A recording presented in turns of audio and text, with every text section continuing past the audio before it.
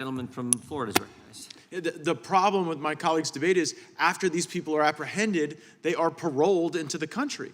And so, yes, indeed, it's 5,000 people that we would allow to be apprehended, paroled throughout the United States, and that's where you are seeing this wave of migrant crime. That's where you are seeing jurisdictions like New York City think about their sanctuary status. I mean, I recall vividly a few things. I recall at the presidential debate when the question was asked, who would provide free health care to illegal aliens coming into the country? We all saw President Biden raise his hand.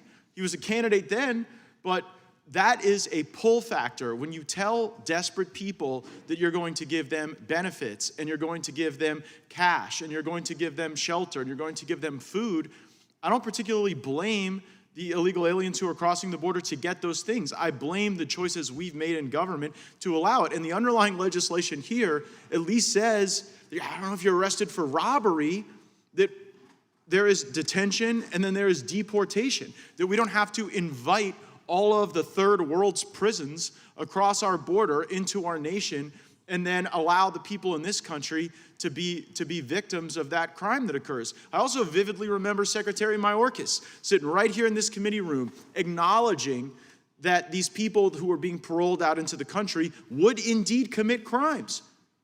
And the victims of those crimes have to be the collateral damage so that the Biden administration can allow the border to go unchecked, to go uncontrolled. And as we now try to create some deterrent to that illegal entry, it's interesting to hear my Democrat colleagues talk about just the need for more resources. Oh, if we just gave the Biden administration and Mr. Mayorkas more money, that would solve this problem. They are lawless in their use of the money they already have. They are taking what has already been authorized and appropriated it, and they have used it to disperse illegal aliens into these sanctuary jurisdictions all over the nation. And so giving them more money is sort of like saying if you have a busted fire hydrant, you can solve the problem with buckets. You indeed cannot. You have to shut off the flow.